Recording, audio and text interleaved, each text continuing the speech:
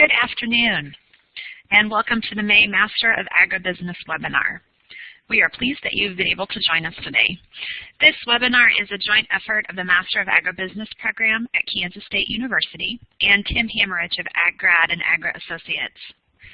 I'm Deborah Cole, the coordinator of the Master of Agribusiness program, and we will hear from Tim Hammerich today. The MAB program is an executive, distance-based program offering business training to individuals working full-time in food, agriculture, and animal health.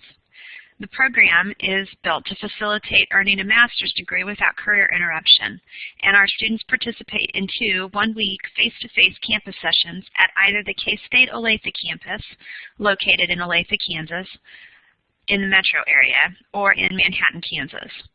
We are currently taking applications for our 2016 August cohort and our January 2017 cohort, and we would encourage you to visit www.mab.ksu.edu for more information regarding participation in the program.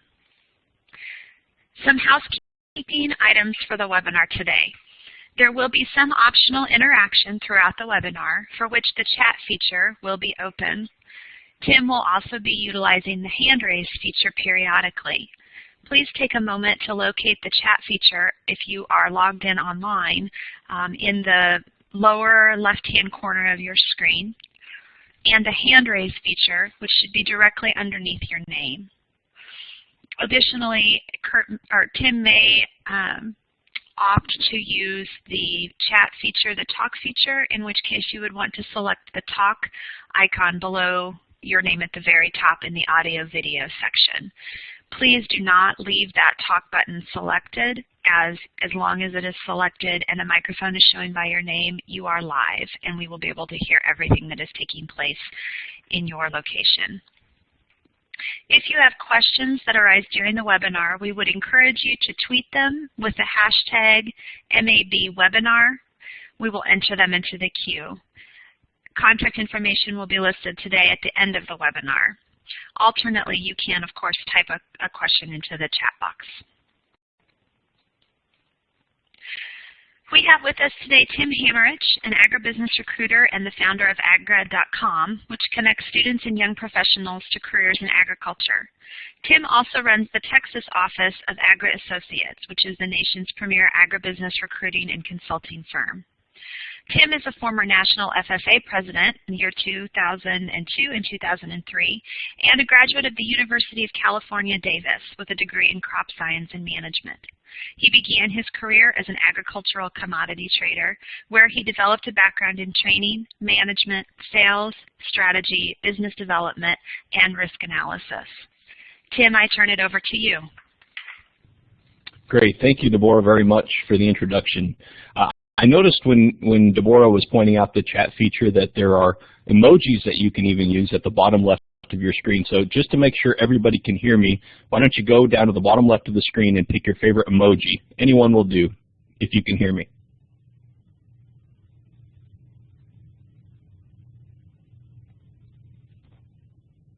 Perfect. Okay, good. Even got a football in there. I know I'm ready for football season myself. Thank you for the introduction, Deborah, and I really appreciate everybody on here for taking the time. They say that the average person spends more time planning their vacation than they do their finances or their career. So I commend you for taking some time today, either on your lunch break or as you had some downtime for this webinar. I think it will bring you some value, and I look forward to interacting with you. Please feel free to either tweet those questions or to put them down there in the chat box at any time. With a smaller group today, it would be good just to have a dialogue at any point, so please feel free to do that and don't hesitate. The irony of the internet age is that we have more tools to be connected than ever before, but yet we Jeremy's saying to share the hashtag again, Deborah. But even though we have more tools to be connected than ever before, sometimes it feels like there's a disconnect, especially in our career. How do we get to that next level? How do we pivot to a career that's maybe different than the one we have now? Or often when you're starting out, how do you even get started? And that's what we're going to talk about today. We'll touch on all those points Deborah did a great job of highlighting my background. I'm from Northern California, went to UC Davis. When I graduated, well, let me back up, my senior year, I thought I had a job with one of the largest seed companies in the world. I had interned with them the summer previous. They had interviewed me in person, and they extended to me an offer that I accepted, only to find out that while I was interning for them the previous summer, I was driving around checking tomato fields and driving thousands of miles, and over the course of that time I got 2 speeding tickets, which was obviously my fault, but I did, and that was against their company policy. So I found out late in my senior year of college that I did not have that perfect job lined up that I thought I did, and was kind of left to re-examine where I was, my network, how I was going to get started, and where I was going to go. So what happened was, within a week of graduating from UC Davis with a degree in crop science and management, I packed up my things in my pickup and scheduled 2 job interviews, one in Kansas City and the other in Bryan, Texas, and just drove to them without a plan, a backup plan at all. So luckily I got an offer out of that, and I went to work for DeBruce Grain as a merchandiser in the grain and feed business, which is where I spent the first 8 years of my career. DeBruce was purchased by Gavilon, which was purchased by Marabini, and I was with them in 5 different places over 5 years. And my wife and I decided to move down here to Austin, Texas, which is where I traded feed ingredients with a smaller firm called Capstone for 3 years. And then just this past year, I did what Deborah was describing, which is go out on my own in the recruiting business. I run the Texas office for AGRI-associates, which does executive search, or what a lot of people know as headhunting. Some people think that's derogatory, but I really don't mind it at all. It's probably a good description of what we do, which is a company will hire us in agribusiness to go out and find a very specific person for a specific role. Now, in order to pay our fee, that company is usually looking for somebody who has clear experience directly in that industry. And so typically when we're recruiting, we're looking for something very, very specific in that role. Now, as I learned that side of the business, I realized that there was a gap, and that is who's helping the person who's trying to get started, either get started in that career straight out of college or maybe pivot to that career. And that's why we created agrad.com. And our vision is that agrad.com will essentially become an online career fair for those getting their first exposure to those agricultural careers. We want to connect those young professionals directly to the agribusinesses, and we do that through networking, both online and in person. Job opportunities, our job board is in development, but will go live soon. And then career resources. We post blogs, podcasts, soon to be online courses and videos, to try to develop some proximity, some closeness between people interested in agricultural careers and the agribusinesses that are constantly looking for the right type of talent. So with AGRI-associates, my focus really is the 3+ years of experience, generally speaking, and with agrad.com, it's more the entry-level positions or the early career positions there. So today we're going to talk more about what our agribusiness recruiters are looking for, both what we call third-party recruiters or executive recruiters like myself, and internal recruiters, so a recruiter who works for a large agribusiness firm. How can you begin or pivot your career in agribusiness, and then also tips or hacks, if you'd like to call them that, to try to take your career to the next level within agribusiness. So again, I appreciate you being here. I know we're right up against a very long weekend, so some people are probably leaving out of town early, but for those of you who are here, I think it will serve your career well, the information we're going to talk about here today. Many of you have probably seen this study. Just, I think in the last year, Purdue University came out with a study that projects that between now and 2020, there will be an average per year of 57,900 job openings in agriculture and an estimated 35,400 graduates of College of Agriculture to fill those jobs. So the implied fact there is that we're facing a shortage of 22,500 openings that won't go filled with graduates of College of Agriculture. So what does this mean? A lot of people look at that if they're in the field and think, make it rain. Money's going to be coming. There's a gap. We're in high demand, which means people are going to pay up to get us, and salaries are going to go through the roof. Being a graduate of a College of Agriculture myself, I would love for that to be the case. But the truth is that, number one, some of those jobs don't even require college degrees at all, or will get filled by those who don't have a degree. Number two, some of them are going to get filled with people who decided to major in business or economics or biology, a lot of other non-College of Ag backgrounds. And then also some will get filled with career pivots, people who are pivoting their career. Maybe they graduated College of Agriculture years ago, went into banking, and they're going to pivot back into agricultural lending or credit.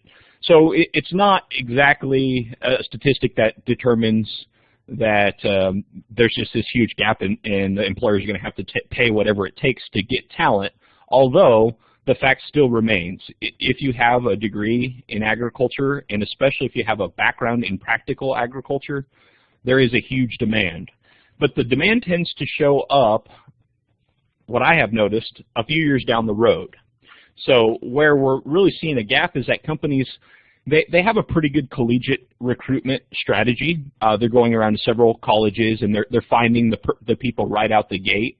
But then there's this gap in their pipeline, somewhere between 3 and 10 years of experience, where there's heavy turnover, kind of a revolving door in the first few years of people's careers. The employees are still trying to get figured out what they want, and so maybe they change to a different employer, and maybe they get a better opportunity elsewhere. And it's just created this kind of gap in the pipeline between 3 years of experience and 10 years of experience. And a lot of forward-thinking employers are noticing that and saying, this is going to be a problem. You know, who are our next senior managers? Who are our next sales managers? Who is going to lead the company forward? Because we can go and recruit college students, but we haven't done a great job of filling our pipeline of talent all the way up to the executive level. So that's where we see it, and that's where we see them sort of paying up for talent is once you've established yourself in the industry, either maybe it's sales, maybe it's management, maybe it's a technical field, research, product development, product management. Once you've established yourself with 3 to 5 years of experience and shown some qualities that we're going to talk about a little bit later, that's where we see employers really saying, okay, this person has proven themselves, they've got the exact background we're looking for, and they're in huge demand because there just aren't enough of them out there that we're willing to pay, you know, good salaries plus maybe commission, maybe bonus on top of that. And that's where the demand really starts coming in. So that's why I talk to a lot of college seniors that are frustrated, say, well, you always hear about the demand for ag majors and that we're in short supply, but you know, how come I'm not going to get $100,000 right out of university? Because, you know, the statistics would make you think that.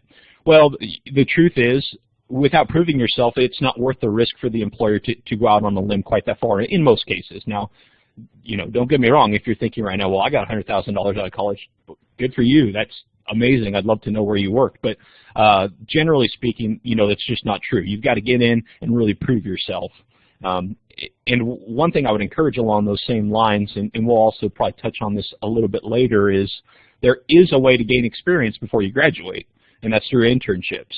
I believe internships are the most underutilized and undervalued asset that there is out there in my field, because you can gain clear work experience, you can work alongside people who can give you letters of recommendation, and you can get a feel for yourself whether that's the right field for you, or maybe before you go out and start your career and bounce around all over, you can have some background to know exactly what you want and what type of environment you like to work in. So if there's anyone in here listening that's still in college, highly, highly, highly recommend internships.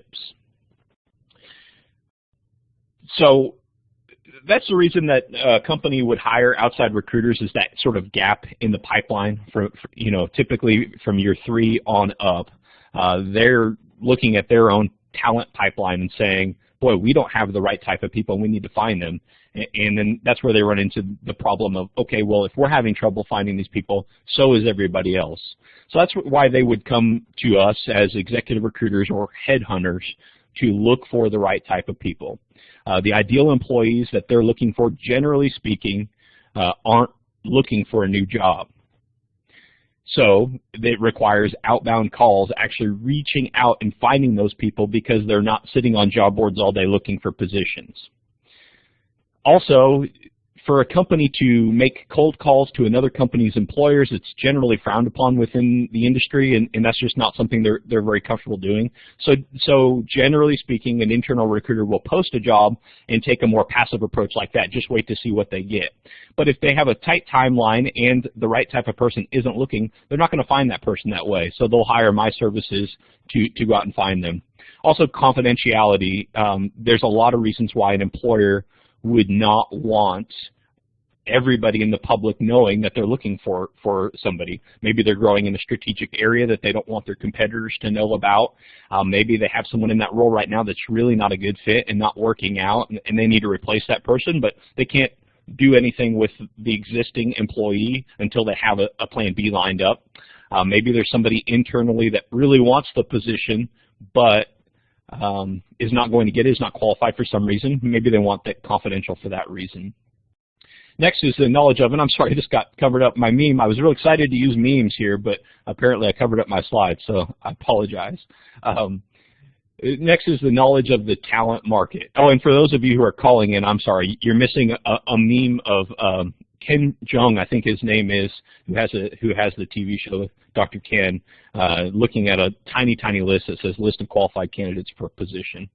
But next is the knowledge of the talent market. If you've ever been in the commodities business like I have, if you're not in the market every day to see, who's looking for a job, who's looking to hire, what are they paying, what are they looking for, what location is perfect for them, if you haven't built up those relationships and kind of working with those relationships every single day, you lose a pulse that exists in the market. So if someone calls me today and says, I'm looking for a grain merchandiser in northwest Iowa, maybe 3 weeks ago I happened to get a call from someone who has grain merchandising experience and wants to relocate back home to the farm in northwest Iowa and would be perfect.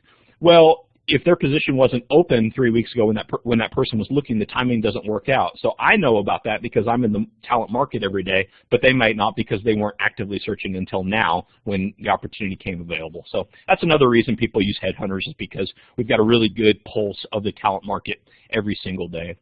And then finally, the recruiting job may seem easy from the outside, but I'll tell you it's not. It takes a lot of time and there's a lot of headache involved. Whenever you're dealing with people, everybody's got their own priorities and their own agendas, and a lot of times employers they want to do what they do best, which is run their business and let somebody else take over the expertise of recruiting. So that's why I exist, why our business exists, and why in this day and age where everyone's connected and everyone's online, there's still a need for outside recruiters like myself. Oh, those of you who are calling in are going to miss another meme here, but it's from the movie Taken. So basically, it's just a funny take on what I do. It says, I don't know who you are, I don't know what you want, but I will look for you, I will find you, and I will recruit you. So every day we are specifically looking for a specialized set of skills, just like in the movie Taken. Great movie if you haven't seen it, by the way.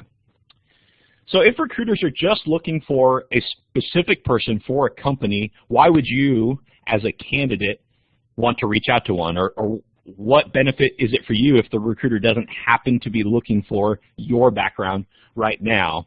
And this isn't on the slide, but I did want to touch on this before we go into the slide here. And it's the important point that I believe it's very important, very vital, and in fact I wish I would have done it earlier in my career, to develop a relationship with a recruiter that you feel like you have rapport with, that you feel like you can trust. For that reason that I just mentioned, why employers would use recruiters is the knowledge of the talent market, which is also meaning the knowledge of the available job openings that come up out there. Not all jobs get posted for the confidentiality reasons, among others. And I think for your career, it's beneficial to you to know what's open and what's out there and what's available.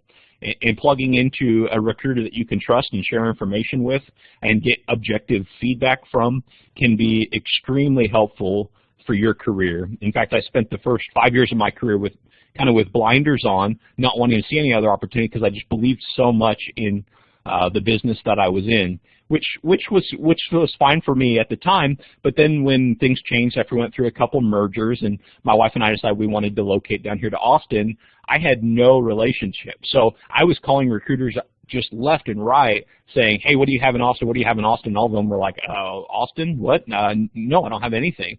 But the truth is, if I had a relationship with a recruiter beforehand, he or she could have been keeping me up to date with opportunities before it was too late, before I needed something. And I would highly advise the rest of you do that too. Even if it's not, with myself, if it's with somebody else, it will serve you well in your career to have somebody that you can trust, even if you're not looking right away. So when's the ideal time to work with a recruiter?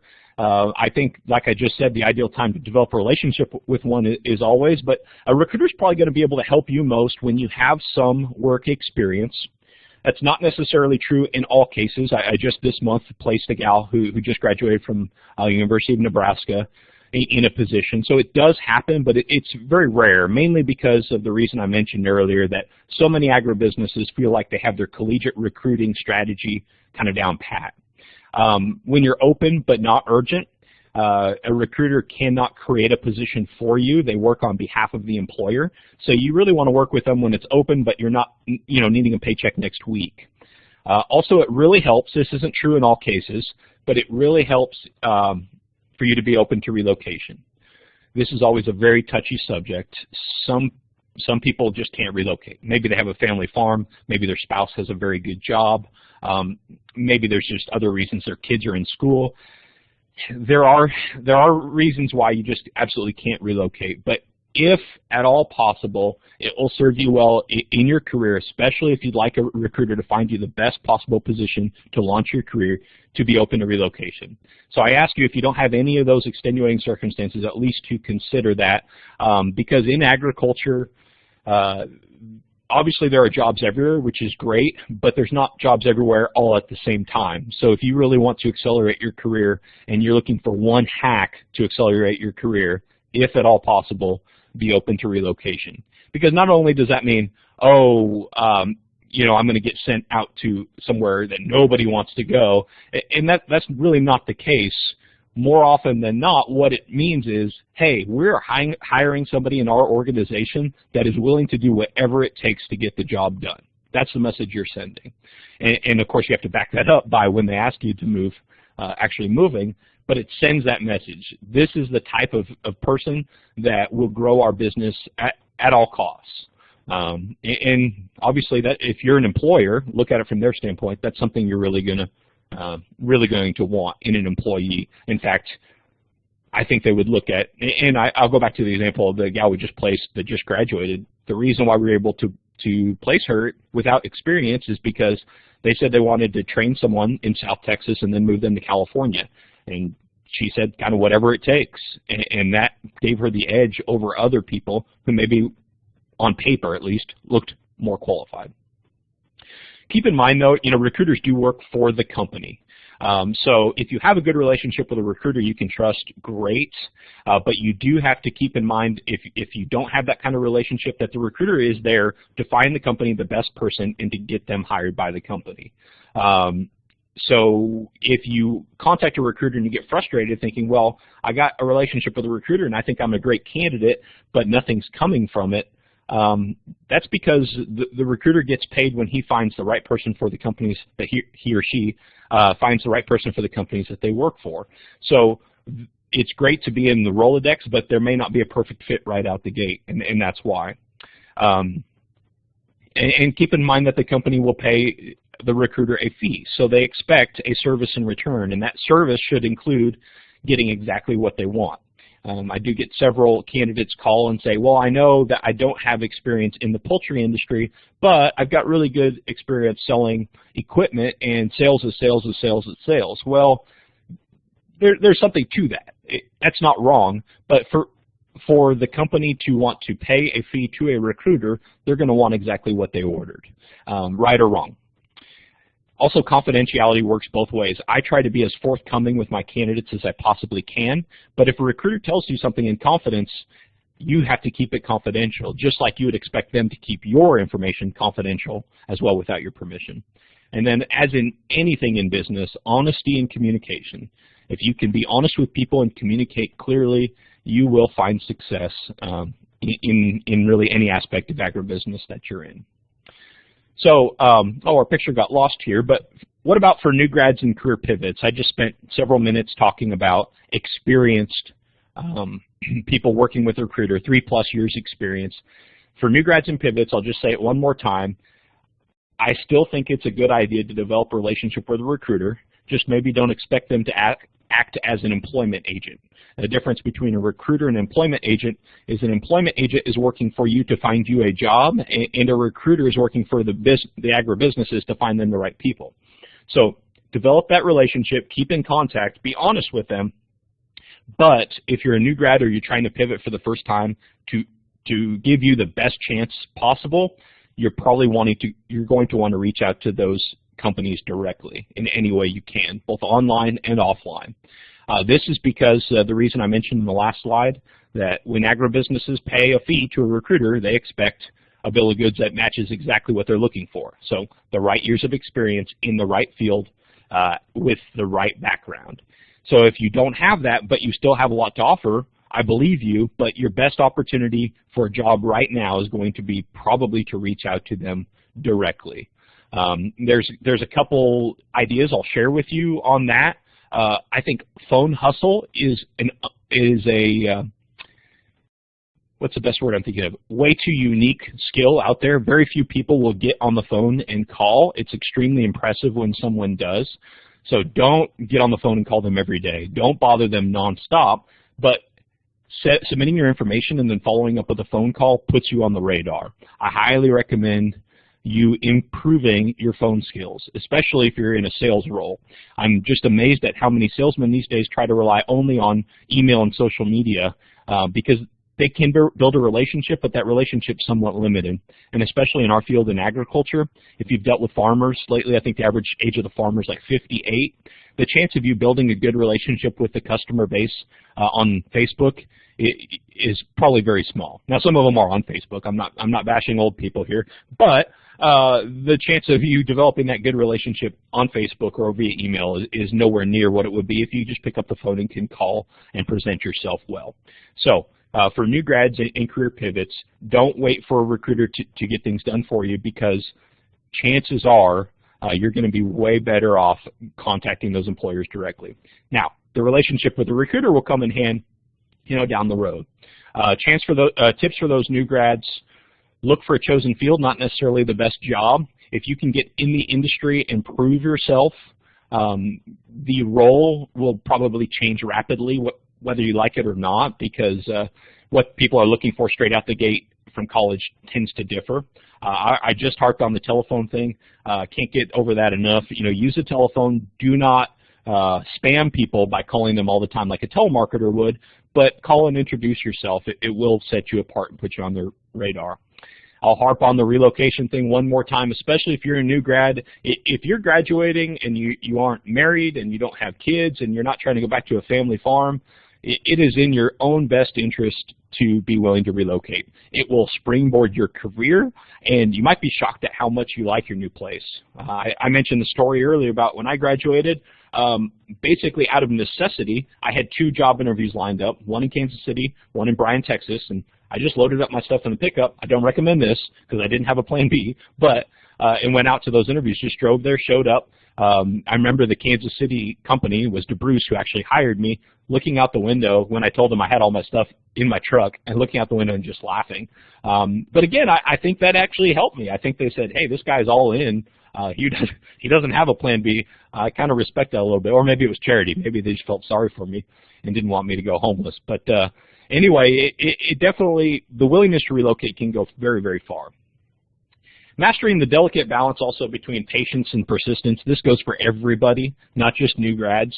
If you can learn to be persistent in pursuing your goal every day, but patient with results, It's something I struggle with, but it's something I've tried to master, and I think it can help a lot. If you can find that delicate balance between being patient for things to happen, but persistent with your actions to make them happen, I think that will serve you well, both in finding a job and being successful at that job.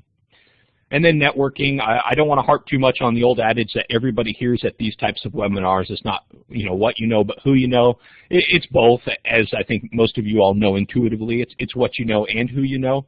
I've heard some frustration from people who felt like they missed out on a job because somebody was hired that the employer knew. And what I think you have to understand on that is it's not so much, usually it's not cronyism. Usually it's the fact that if somebody's going to make the investment in a person, they would like to feel comfortable knowing that they can trust that person. And a lot of times trust comes from a relationship.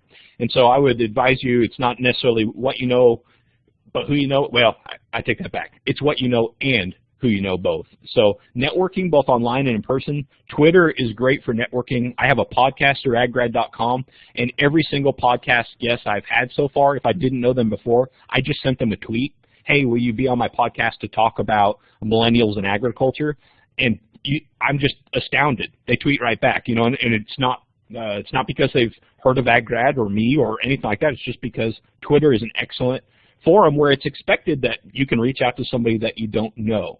So networking online, Twitter is a great way to do that. Speaking of which, I'll just do one more plug. If you have a question, if you showed up after Deborah's announcement, if you have a question, just tweet it and use the hashtag MABwebinar, and we'll get to those here towards the end. So those tips are for a new grad, but also for everybody. I mean, I can't think of anything on there that wouldn't fit everybody. Now, maybe as you're getting more senior in your career, you do want to narrow down on a job, a niche within that field. But other than that, those tips really apply to everybody. So what about when it's time for a change? If you've gone down the career path for a few years, maybe 5, 10 years, and you think, I don't want to spend the rest of my life doing this. I want to do something else. So I call that a career pivot. You're looking to pivot your career. You have experience. That experience should have value. You've proven yourself to be a hard worker, but you feel kind of trapped in the track you've already gone down. Here's five tips if that's you. First of all, be certain about your new path. A lot of us, especially if you have a bad day on the job, you come home and think, I don't want to do this anymore. This isn't for me. And then you'll kind of look at your neighbor's lawn and the grass is always greener and say, you know what he does, he never seems to have any problems. I just want to do that. Well, it's really not a good way to make a big life decision like that. So you really want to do your research, talk to people, use that Twitter option that I mentioned earlier, and get out there and really find out what you want. I am a strong believer that you should go after what you want, that you're not stuck, but it's not easy. And so I think you really got to put in the homework and the legwork to find out what you want and the steps to get there. Along with that, consider the realities. If you've been working somewhere for 10 years in the same career track, the chances of you pivoting to a new career track and making anywhere near the amount of money that you're making right now is very, very slim. A lot of skills are transferable. However, what I tend to see is that when companies are hiring for those more senior positions, they don't want to take a chance on somebody who has indirect experience. So in a way, you've got to kind of start back at the beginning or towards the beginning. And the reality of that is maybe you'll be much more happy in your career if you've done your research and done your due diligence, but you're probably going to have to start off at a lower pay. Doesn't mean you can't get back to that level, but that's just the reality of it. And then you might say, well, I think my experience is close enough to this job I want to pivot into, but how do I make other people believe that? And the answer there is networking, which we've already gone into. Online, offline, get out there and talk to people. Obviously, if you have a good job, you don't want to make it public knowledge that you're looking to get out of it. However, try to network with people and find out about what you might be able to do to get into that new career field.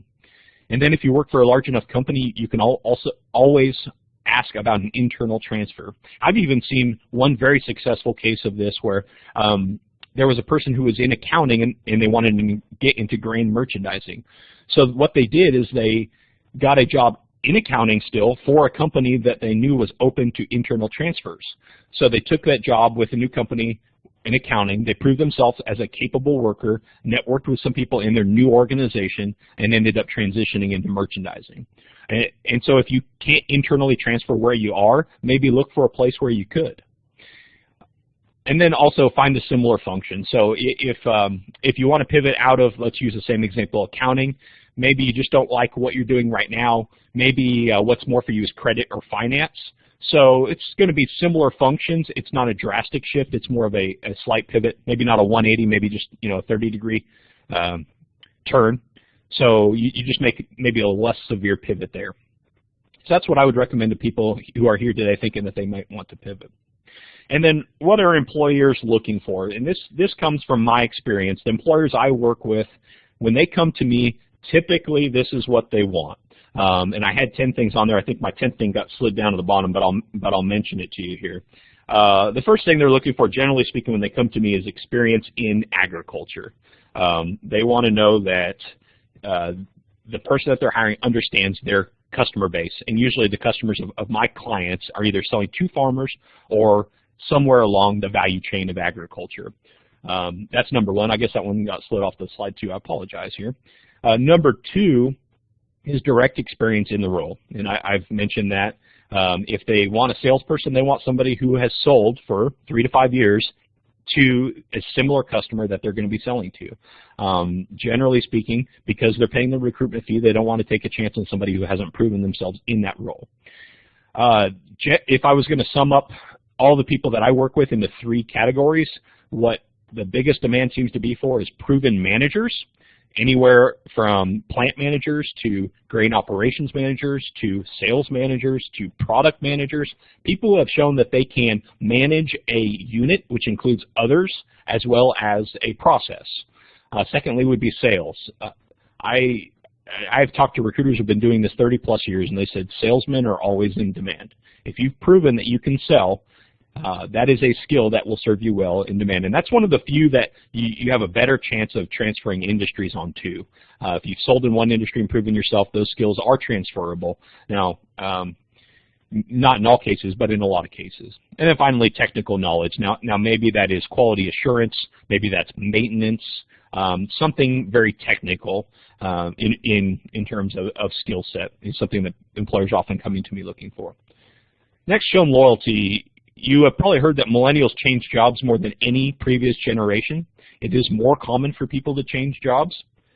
However, if you've never stayed with a job, it's going to count against you. It's going to hurt because they want to see at least some point within your career that you've spent 3 years with an employer. And I'm not saying if you're miserable in your job, stay there for 3 years. I'm just saying that what employers tend to be looking for when they come to me is somebody who's at least shown they can stick with something. If they've had a new job every year for the last 5 years, it's not impossible to get a job, don't get me wrong, but it's a lot more challenging. Capable of added responsibility. So show in your resume, and I'm going to get a little bit more, I'm going to harp on resumes a little bit more in the next slide, but with your resume, what you want to show, you want to tell a story with your resume. I started here, I overcame these challenges, I rose above them in this way to end up where I am here, which happens to be exactly where you want somebody to hire. And so you really want to tell that background and story, and one of the ways you do this is showing that you're capable of added responsibility. Yeah, I was just an intern. You don't have to say, oh, I was hired on as senior merchandiser. They're not going to believe you, and that doesn't tell a story that you have kind of overcome these obstacles. So you want to show capable of added responsibility. I started off as an intern, and then I was a trainee. And then, if this is true, obviously don't make it up, and then I was a junior merchandiser, and then I was a senior merchandiser. Okay, this is somebody who has taken whatever's come to them and overcome that to get where they are today. And hey, just so happens that we need a senior merchandiser. So you really want to tell a story, and part of that story should be that you're capable of added responsibility. Next, show that you're driven and focused. A lot of the ways you can show that you're driven and focused is by including any either awards or improvements or substantial contributions you've made to your employer. Show persistence. And persistence, this comes back into the story. If you've shown that you've had some challenges to overcome, but you've overcome them, that shows persistence. And then also show that you're organized. This is where your resume can really make or break you. A lot of people, in my opinion, generally speaking, put too much effort into putting buzzwords and extra fluff on a resume. If you really want your resume to show something, have it tell the story and show that you're organized. And then authenticity. This is where the interview more so comes out. People don't hire others that they don't feel like they know. So your objective at an interview is to really show yourself, your true self. Because if they feel like they got to know you as a person, you're a lot more likely to be hired. And then finally, number 10, which fell off of there, is show that you're adaptable.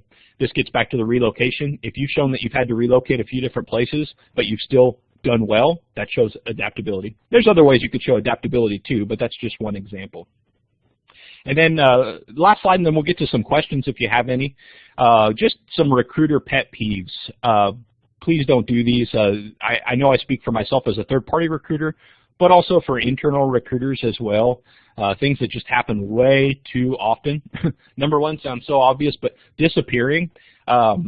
It's just incredible how often a candidate will show up on my radar, really show interest in a position, and then next thing I know, I can't get a hold of them. They're not responding to my emails, my calls, my texts.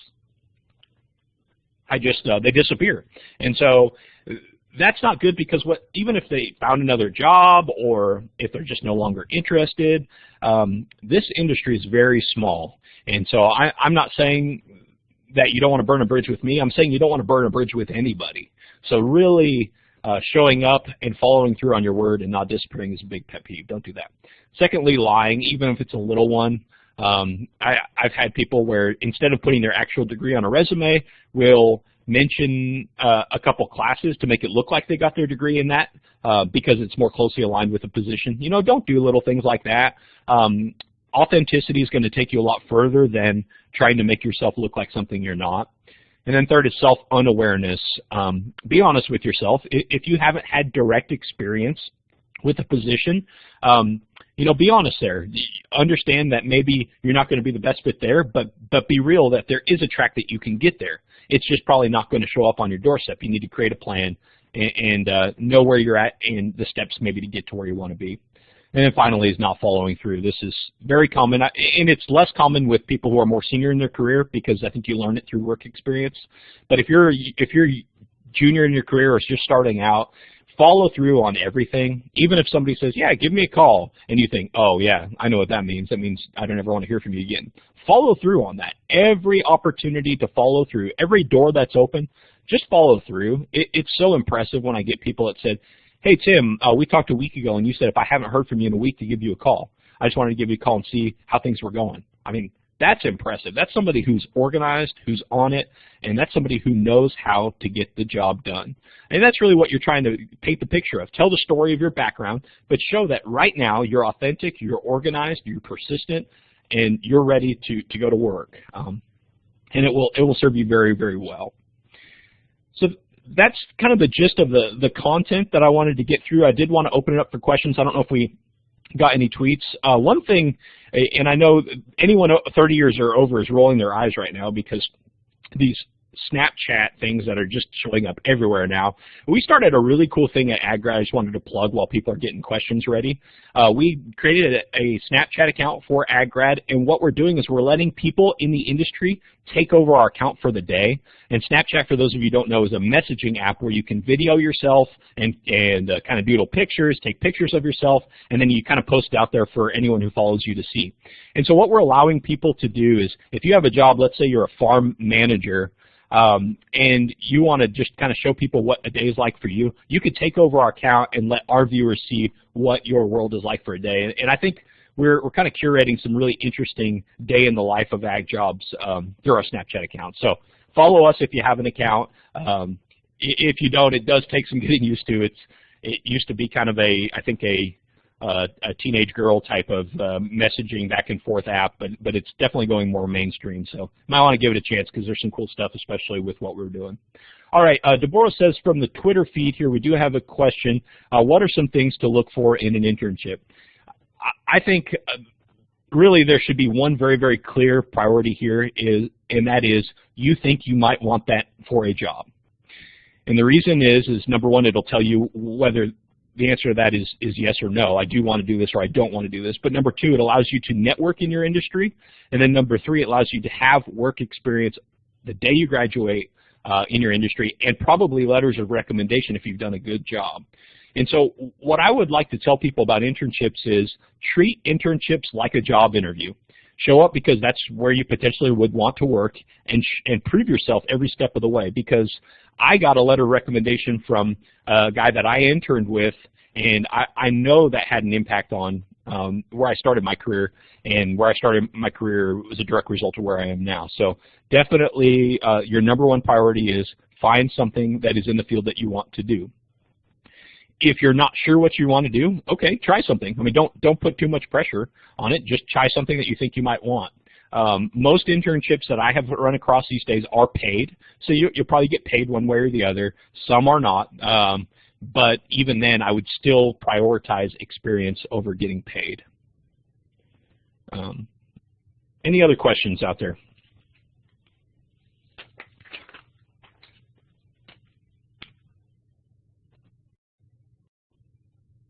Okay. Well, thank you very, very much for taking the time. You can reach out to me through our website, www.aggrad.com.